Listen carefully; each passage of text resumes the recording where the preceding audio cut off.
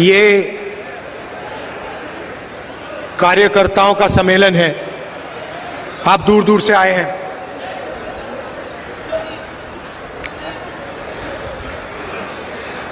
जैसे राजस्थान में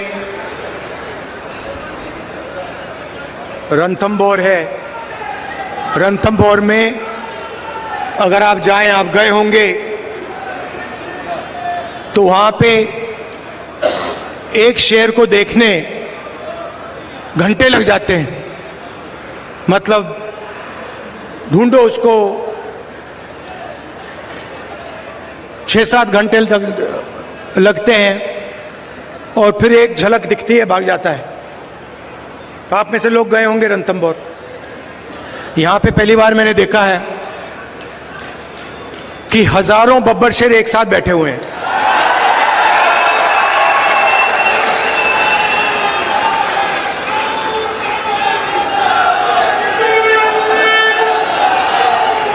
शांति से बैठे हुए हैं।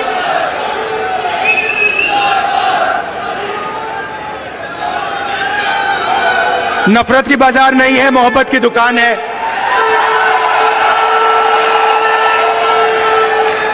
अहंकार नहीं है, नफरत नहीं है,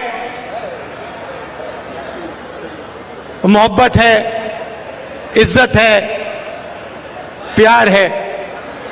ये फर्क है बीजेपी में और कांग्रेस पार्टी में। विचारधारा की लड़ाई चल रही है। कुछ दिन पहले मैंने पार्लियामेंट में अदानी जी वाला भाषण दे दिया। देखा होगा आपने, पार्लियामेंट में देखा। अब इनकी नई आदत है, वो टीवी ऑफ कर देते हैं। पहले माइक ऑफ करते थे, अब टीवी ऑफ कर देते हैं। तो पता नहीं आप में से सबने देखा या नहीं देखा, मगर बीजेपी वालों ने जरूर देखा। और उसके बाद मेरी जो लोकसभा की सदस्यता है उसे रद्द कर दिया। जैसे गाड़ी में एक्सेलरेटर दबाते हैं, वैसे ही मेरे केस का एक्सेलरेटर दबा दिया और 2 दिन में मतलब निर्णय ले दिया। पहली बार हिंदुस्तान में डिफॉर्मेशन के लिए मैक्सिमम पनिशमेंट 2 साल की मेरी लोकसभा की जो मेंबरशिप है रद्द कर दी। क्योंकि डर लगता है, डर लगता है। जैसे ही 2 चीजें हैं, आप एक काम करो, कांग्रेस पार्टी के बब्बर शेरों, कोई भी बीजेपी का कार्यकर्ता आपके सामने आए, उसके सामने अदानी नाम ले लो, भग जाएगा।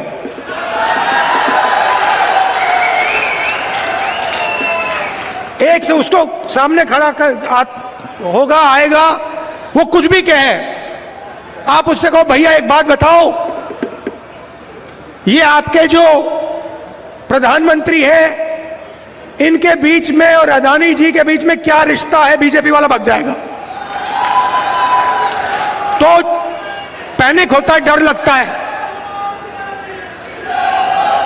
उसके बाद दूसरा भाषण दिया, प्रेस कॉन्फ्रेंस की तारीखें आप मिला लीजिए। जैसे ही मैंने लोकसभा में भाषण दिया, वैसे ही मेरे केस पर एक्सेलरेटर दबा दिया गया। उसके बाद इंटरनेशनल फाइनेंशियल अखबार में अदानी जी के बारे में कहानी आती है। मैंने प्रेस कॉन्फ्रेंस किया। जिस दिन प्रेस कॉन्फ्रेंस किया, उस दिन नरेंद्र मोदी जी ने स्पेशल सेशन लागू कर दिया। पहले महिला आरक्षण की बात नहीं थी। आपको याद होगा, पहले हिंदुस्तान के नाम को बदलने की बात थी। याद है आपको? इंडिया से भारत।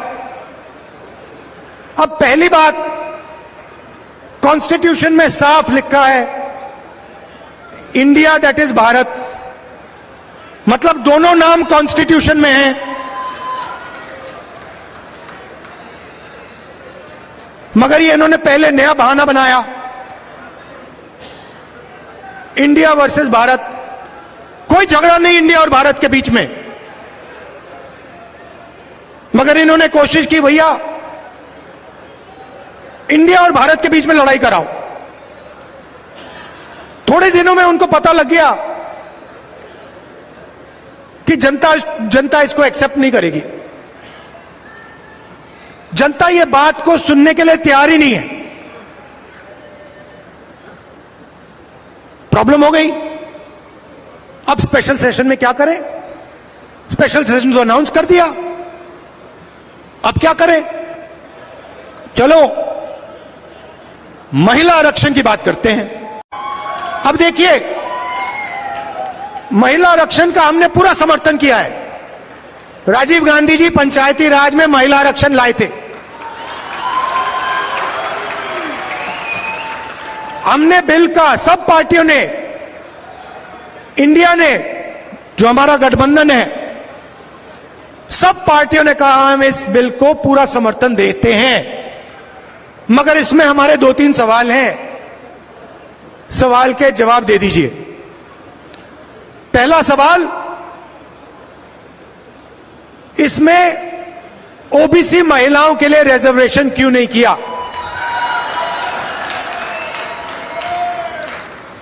दूसरा सवाल, बीजेपी के लोग कहते हैं कि महिला आरक्षण करने से पहले नए सेंसस की जरूरत है और नए डिलिमिटेशन की जरूरत है। यह सच नहीं है भाइयों और बहनों। महिला आरक्षण को लागू करने के लिए विधानसभा और लोकसभा की 33% सीटें महिलाओं को आज दी जा सकती हैं।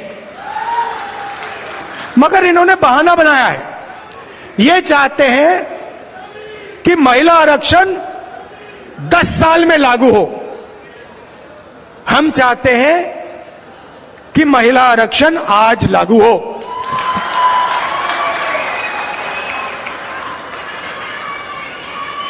और ओबीसी महिलाओं को महिला आरक्षण का फायदा मिले। हिंदुस्तान को 90 लोग चलाते हैं। हिंदुस्तान को, आज के हिंदुस्तान को एमएलए और एमपी नहीं चलाते हैं। आज के हिंदुस्तान को प्रधानमंत्री 90 अफसरों के साथ चलाते हैं। वो कौन है? वो हिंदुस्तान की सरकार के सेक्रेटरीज हैं। हर मिनिस्ट्री को, सेंट्रल मिनिस्ट्री को सेक्रेटरी चलाते हैं। तो मैंने एक बात चेक की कि ये जो लोग 90 लोग हैं जो हिंदुस्तान की सरकार को चलाते हैं, पूरा का पूरा पावर इनके हाथ में है। हिंदुस्तान किस ओर जाएगा, शिक्षा में क्या निर्णय लिए जाएंगे, स्वास्थ्य में क्या निर्णय लिया जाएंगे, नरेगा का डिजाइन कैसे होगा, भोजन के अधिकार का डिजाइन क्या होगा, ये 90 लोग चुनते हैं, ये डिसाइड करते हैं। तो मैंने सोचा देखता हूं इन 90 लोगों में से नरेंद्र मोदी जी की सरकार में ओबीसी कितने हैं। नरेंद्र मोदी जी 24 घंटे ओबीसी की बात करते हैं। भाइयों और बहनों, आज 90 लोगों में से 3 लोग ओबीसी वर्ग के हैं। 3 लोग ओबीसी वर्ग के हैं। और बात सुनिए, वो 3 लोग हिंदुस्तान के सिर्फ 5% बजट पे निर्णय लेते हैं। मतलब 3 हैं और सरकार में उनकी कोई पावर नहीं है, कोई नहीं सुनता उनकी, उनको कोने में रखा हुआ है। किस देश में ओबीसी कितने हैं, दलित कितने हैं, आदिवासी कितने हैं, कौन से समाज के कितने लोग हैं? और ये सवाल का जवाब सिर्फ कास्ट सेंसस से मिल सकता है।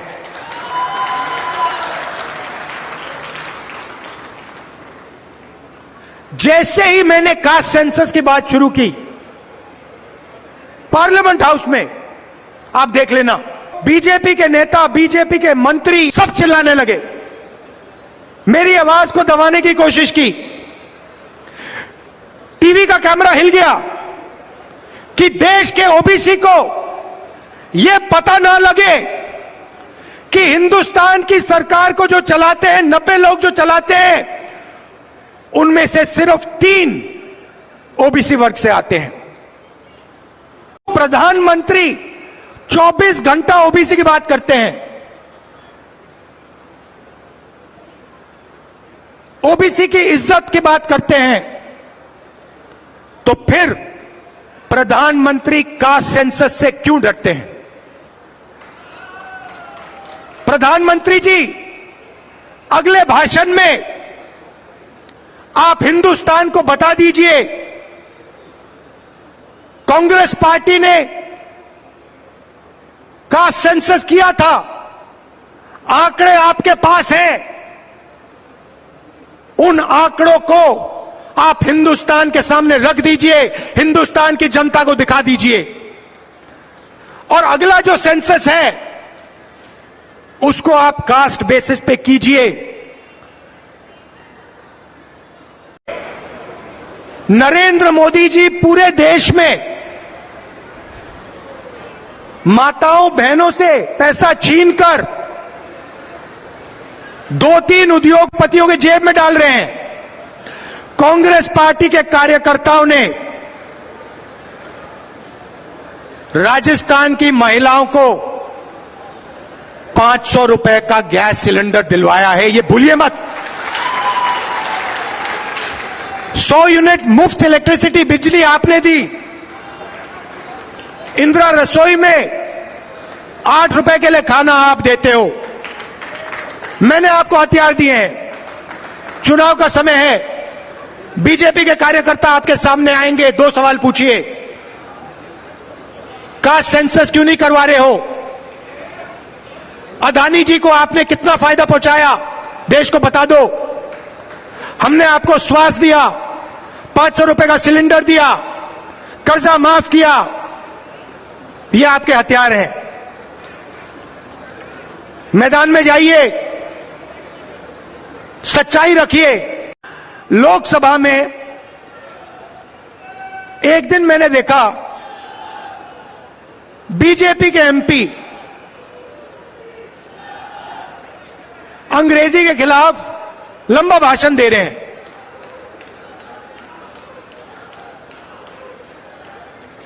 और हिंदी के बारे में बोल रहे हैं।